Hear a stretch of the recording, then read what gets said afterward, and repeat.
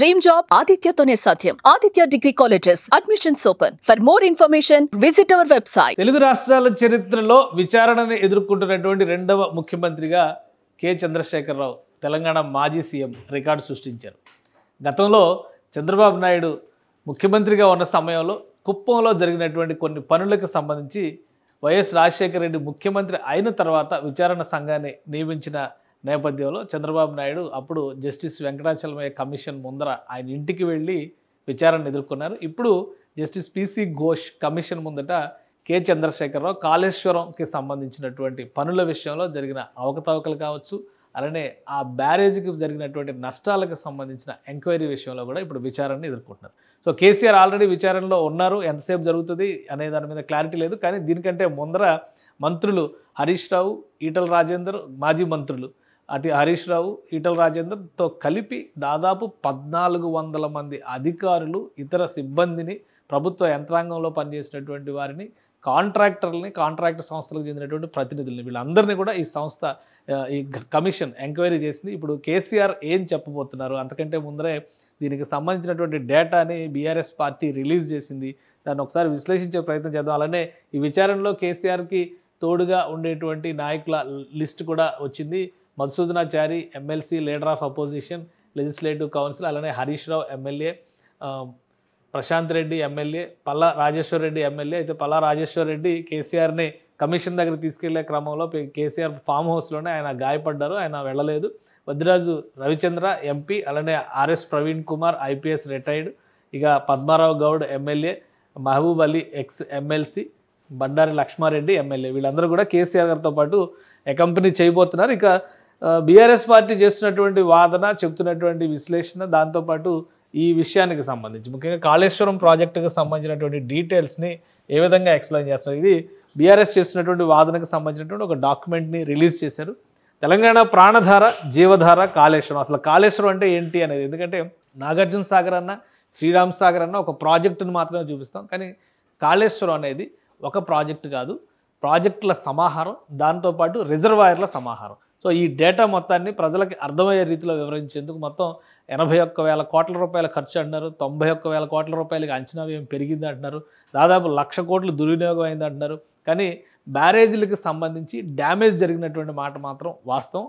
ఆ డ్యామేజ్కి బాధ్యత ఎవరు వహించాలి, ఎవరి నుంచి ఆ సొమ్మును రికవరీ చేయాలి, ఈ యాంగిల్లో కూడా విచారణ జరుగుతుంది. కాబట్టి టోటల్ డేటా ఒకసారి విశ్లేషించే ప్రయత్నం చేద్దాం. కాళేశ్వరం ప్రాజెక్టుకు సంబంధించినటువంటి ఈ డేటాలో అసలు కాళేశ్వరం అంటే ఏమేమి వస్తాయి ప్రాజెక్టులు అనేది ఒకసారి విశ్లేషిద్దాం. ఇందులో 3 బ్యారేజ్లు ఉన్నాయి, చాలా కీలకమైనటువంటి బ్యారేజ్లు. ఇప్పుడు ఆ 3 బ్యారేజ్లకి ఒక బ్యారేజ్ ఏమో సీపేజ్, 2 బ్యారేజ్లు సీపేజ్ అవుతుంది, ఒక బ్యారేజ్కి సంబంధించి పిల్లర్ కుంగుబాటు అయింది అనే దాని మీదే ఎంక్వైరీ జరుగుతుంది. అలానే ఇందులో 15 రిజర్వాయర్లు, 19 సబ్స్టేషన్లు, 21 పంప్ హౌస్లు, 203 కిలోమీటర్ల సొరంగాలు, 1531 కిలోమీటర్ల గ్రావిటీ కెనాల్స్, 98 కిలోమీటర్ల ప్రెషర్ మెయిన్స్, 141 టీఎంసీల స్టోరేజ్ కెపాసిటీ, 530 మీటర్ల ఎత్తుకు లిఫ్ట్, 240 టీఎంసీల నీటి వినియోగం. ఇది మొత్తం కాళేశ్వరం ప్రాజెక్టుకి సంబంధించినటువంటి సమగ్ర స్వరూపం.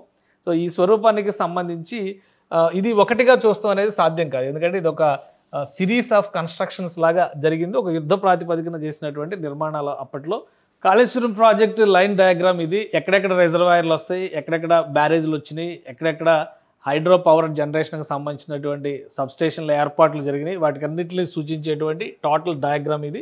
అలానే కాళేశ్వరం ప్రాజెక్టుకి సంబంధించినటువంటి కెపాసిటీస్, సామర్థ్యాలని క్లియర్గా వివరించారు. మొత్తం నిల్వ నీటి సామర్థ్యం 141 టీఎంసీల కింద చేశారు. ఏ రిజర్వాయర్లు ఎక్కడెక్కడ ఉన్నాయి, మేడిగడ్డ బ్యారేజీ, అన్నారం బ్యారేజీ, సుందిర్ల బ్యారేజీ, ఈ 3 బ్యారేజీల చుట్టే ఇప్పుడు కాళేశ్వరం కథ మొత్తం నడుస్తుంది. మేడిగడ్డకి ఒక పిల్లర్ కుంగడం, దీనికి సంబంధించి ఒక పిల్లర్ కుంగడం, ఈ రెండింటికి సంబంధించి సీపేజీల సమస్య, అంటే ఎక్కడికక్కడ లీకేజీలు జరుగుతున్నాయి. కాబట్టి ఇందులో నీరు నిల్వ చేస్తే కనుక 0.78 టీఎంసీ, ఇక్కడేమో 3 టీఎంసీలు, ఇవన్నీ కూడా ఈ వాటర్ అంతా కూడా ఇందులోకి డైవర్ట్ అయ్యి రిజర్వ్ అవుతుంది. ఇందులో దాదాపు ఈ కన్స్ట్రక్షన్ అన్నీ కూడా ఈ రిజర్వాయర్స్ నిర్మాణం అంతా కూడా పూర్తయింది, 1-2 మినహా మొత్తం అంతా కూడా కన్స్ట్రక్షన్ కంప్లీట్ అయింది.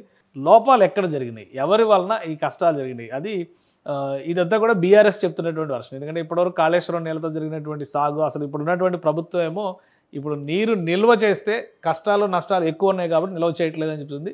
కానీ గత ప్రభుత్వం చెప్పినటువంటి వాదన ఏంటంటే ఆయకట్టు స్థిరీకరణ జరిగింది, కొత్త ఆయకట్టు వచ్చింది, దీనివల్ల 20,33,000 ఎకరాలకి కాళేశ్వరం నీళ్లు అందుతున్నట్టుగా అప్పటి ప్రభుత్వం చెప్పింది. అదే డేటాని ఇప్పుడు బీఆర్ఎస్ పార్టీ ఇచ్చింది.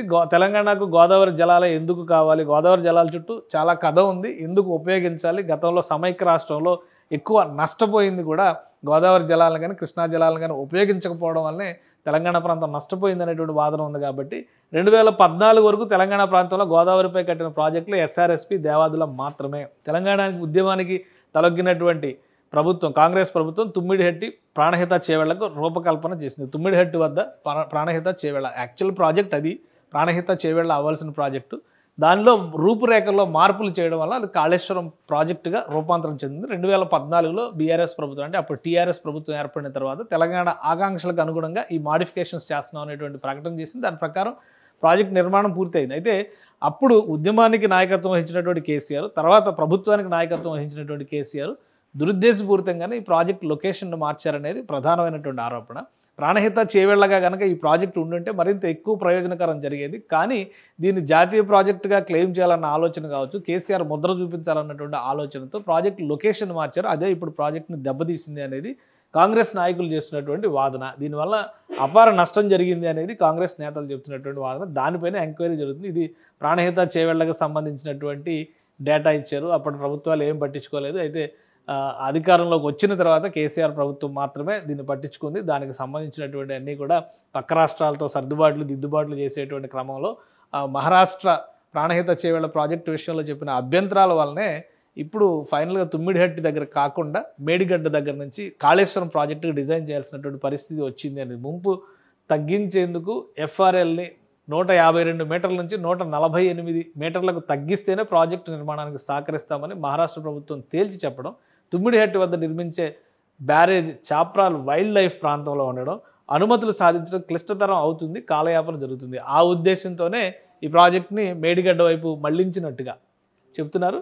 ఆ క్రమంలోనే రీఇంజనీరింగ్ ఎందుకు చేయాల్సి వచ్చిందనే దాని మీద కూడా కొంత వివరాలు ఇచ్చారు. హైడ్రాలజీ విభాగం చెప్పిన లెక్కల ప్రకారం ప్రతిపాదిత ప్రాజెక్టు అవసరాలకు తగిన నికర జలాలు లేవని, కాబట్టి ప్రాజెక్టుపై పునరాలోచన చేయాలని సెంట్రల్ వాటర్ కమిషన్ చేసినటువంటి సూచన, దానికి సంబంధించిన డాక్యుమెంట్లు, ఆ తర్వాత రిజర్వాయర్ల నిర్వహణ సామర్థ్యం, రీఇంజనీరింగ్లో తీసుకున్నటువంటి నిర్ణయాలు, బహుశా ఇదే డేటా కేసీఆర్ గారు కూడా విచారణ కమిషన్ ముందర చెప్పేటువంటి అవకాశం ఉంటుంది.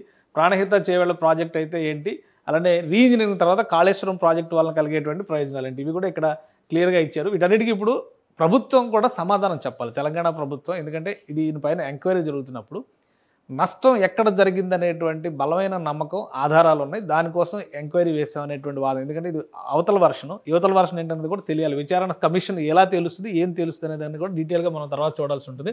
సో జలాశయాల సామర్థ్యం చూస్తే 16 టీఎంసీలు మాత్రమే ఉంటుంది. ఇది 141 టీఎంసీలకి కాళేశ్వరం డిజైన్లో వెళ్తుంది. నీటి వినియోగం 160 టీఎంసీలు ఉంటే ఇందులో 240 టీఎంసీలకు పెరుగుతుంది. ఆయకట్టు 16,40,000 ఎకరాలు ఉంటే ఇక్కడ 37 లక్షల ఎకరాలకు పెరుగుతుంది. 18.25 లక్షల ఎకరాల ఆయకట్టు ప్లస్ కొత్తగా 18,80,000 ఎకరాల ఆయకట్టు స్థిరీకరణ వస్తుంది. సో ఈ రెండింటికి సంబంధించి పంపింగ్ సామర్థ్యం చూస్తే 1.8 టీఎంసీలు, ఇక్కడ పంపింగ్ సామర్థ్యం 3 టీఎంసీలకు పెరుగుతుంది. భూసేకరణ పునరావాసం కోసం చేసిన ఖర్చు ఎకరానికి 2 లక్షల రూపాయలు, ఇక్కడ భూసేకరణ పునరావాసం కోసం చేసిన ఖర్చు ఎకరానికి 11 లక్షల రూపాయలు. కాబట్టి ఏ రకంగా చూసినా కానీ కాళేశ్వరం కొత్త ప్రాజెక్ట్ రీడిజైన్ చేసినటువంటి ప్రాజెక్టు వలన ఎక్కువ ప్రయోజనాలు ఉన్నాయనేది బీఆర్ఎస్ చేస్తున్నటువంటి వాదన. సో ఆ క్రమంలో ఈ డాక్యుమెంట్ మొత్తం రిలీజ్ చేశారు. ఇందులో చాలా వివరాలు ఉన్నాయి. రీఇంజనీరింగ్ తర్వాత గోదావరి నది ఏ విధంగా సజీవం అయింది, ఏ విధంగా ప్రాజెక్టుల అంచనాలు పెరిగినాయి, గతంలో గతంలో కట్టినటువంటి ప్రాజెక్టుల వలన కలిగిన ప్రయోజనాలు ఏంటి, ఈ ప్రాజెక్టు వలన కలిగిన సాగునీటి రంగంలో బీఆర్ఎస్ కృషి వలన కలిగిన ప్రయోజనాలు. 2014లో 68 లక్షల టన్నులు ధాన్యం ఉత్పత్తి జరిగితే 2023 నాటికి 2,70,00,000 టన్నుల ఉత్పత్తి జరిగింది. అది బీఆర్ఎస్ ప్రభుత్వం తీసుకున్న నిర్ణయాల వల్లనే జరిగిందని చెప్తున్నారు. అలానే అన్ని రకాల పంటల దిగుబడికి సంబంధించి 1,70,49,000 టన్నులు 2013-14లో ఉంటే 2022-23లో 4,65,24,336 టన్నులకి పెరిగింది. అంటే 4 రెట్లు పెరిగిందని చెప్తున్నారు. సాగు విస్తీర్ణం 2014లో 1,31,34,000 ఎకరాలు ఉంటే 2023 నాటికి 2,20,00,000 ఎకరాలకు పెరిగిందని చెప్పని బీఆర్ఎస్ పార్టీ చేస్తున్నటువంటి వాదన ఇది. సో ఈ డేటా అంతా కూడా ప్రజలకి అవగాహన కల్పించేందుకు, కాళేశ్వరం ప్రాజెక్టు పైన జరుగుతున్నటువంటి ఎదురుదాడిని తిప్పికొట్టేందుకు చెప్పారు. అలానే రిజర్వాయర్లు పెరగడం వలన ఇక్కడ బ్లూ రెవల్యూషన్ కూడా జరిగింది. చేపల పెంపకం, చేపల ఉత్పత్తి విపరీతంగా పెరిగిందని చెప్తున్నారు.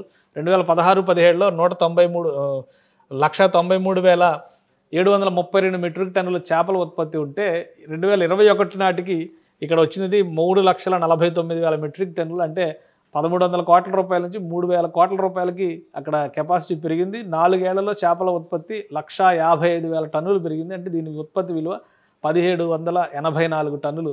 సో కాళేశ్వరం ప్రాజెక్టులో పెద్ద జలాశయాల నిర్మాణం జరిగినందున ఈ చెరువులు, చెక్ డ్యాములు వాటి నుంచి వచ్చినటువంటి నీటి వనరుల రీత్యా ఈ చేపల పెంపకం పెరిగింది. ఇరిగేషన్తో పాటు ఇతర ప్రాజెక్టుల నిర్మాణం తర్వాత భూగర్భ జలాల మట్టం 5.36 మీటర్లు పెరిగినట్టుగా భూగర్భ జల శాఖ నివేదిక ఇచ్చింది. సో వీటన్నిటినీ కూడా కోట్ చేస్తుంది ప్రత్యేకంగా బీఆర్ఎస్ పార్టీ. వీటికి సంబంధించినటువంటి సమగ్ర సమాచారంతో కేసీఆర్ విచారణ కమిషన్ ముందర అటెండ్ అయ్యారు. సో ప్రభుత్వం ఇప్పుడు చేస్తున్నవన్నీ కూడా ఆరోపణలు మాత్రమే అని తేల్చి చెప్పేటువంటి ప్రయత్నం జరుగుతుంది. విచారణ కమిషన్ ఎంతసేపు విచారిస్తుందనే దాని మీద ఒక స్పష్టత లేదు. ఎందుకంటే 4-5 గంటల పైన విచారణ జరగడానికి ఆస్కారం ఉంటుంది. కేసీఆర్ గారి ఆరోగ్య రీత్యా కానీ, వయసు రీత్యా కానీ ఆయనకు సహకరించేందుకు కొంతమందిని యాక్సెప్ట్ చేశారు. పీసీ ఘోష్ కమిషన్ ఇప్పటికే 1,400 మందిని ఈ కేసుకి సంబంధించి, ఈ అంశానికి సంబంధించినటువంటి విచారణ పరంపరని పూర్తి చేసింది. సో ఫైనల్ ఇంపార్టెంట్ పర్సనాలిటీ మాజీ సీఎం కేసీఆర్. ఇలా విచారణకి అటెండ్ అవుతున్నటువంటి రెండవ మాజీ సీఎంగా ఆయన తెలుగు రాష్ట్రాల్లో, ముఖ్యంగా తెలుగు రాష్ట్రాల్లో సమైక్య రాష్ట్రంలో చంద్రబాబు నాయుడు, విభజన తర్వాత తెలంగాణలో మొదటి వ్యక్తి కింద మనం చూడాలి. ఎందుకంటే మొదటి ముఖ్యమంత్రి ఆయనే, మొదటి విచారణ ఎదుర్కొంటున్నది కూడా ఆయనే అవుతారు. సో ఇంకా ఎలాంటి అంశాలను ఇందులో ప్రస్తావిస్తారు, కేసీఆర్ బయటకు వచ్చిన తర్వాత ఏం చెప్తారు, తర్వాత కూడా విచారణ కొనసాగుతుందా అనే అంశం పైన కొన్ని సందేహాలు అయితే ఉన్నాయి. సో విచారణ తర్వాత దీనికి సమాధానాలు దొరికేటువంటి అవకాశం ఉంటుంది. ఫైనల్గా కమిషన్ విచారణకి కాల పరిమితి లేదు కాబట్టి మరింత లోతైన అధ్యయనం జరిగేటువంటి అవకాశం ఉంటుందా, కేసీఆర్ వివరణ తర్వాత సమగ్ర నివేదిక తయారు చేసేటువంటి అవకాశం ఉంటుందా అనేది కమిషన్ తదుపరి చర్యలను బట్టి తెలుసుకునేటువంటి అవకాశం ఉంటుంది. అయితే కాంగ్రెస్ ప్రభుత్వం పైన మాత్రం బీఆర్ఎస్ నాయకత్వం చాలా పటిష్టమైనటువంటి వ్యూహంతో ఎదురుదాడి చేస్తుంది.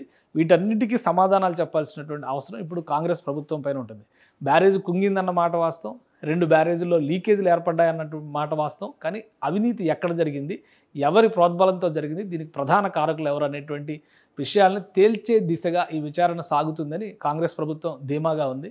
సో వాస్తవాలను ప్రజలకి తెలియజెప్పేటువంటి క్రమంలో అధికారిక వెర్షన్ ఏంటనేది కూడా ఇంకా తెలియాల్సి ఉంది. సుమన్ టీవీలో మీ పర్సనల్ అండ్ బిజినెస్ ప్రమోషన్స్ కోసం కింది నెంబర్కి కాంటాక్ట్ చేయండి.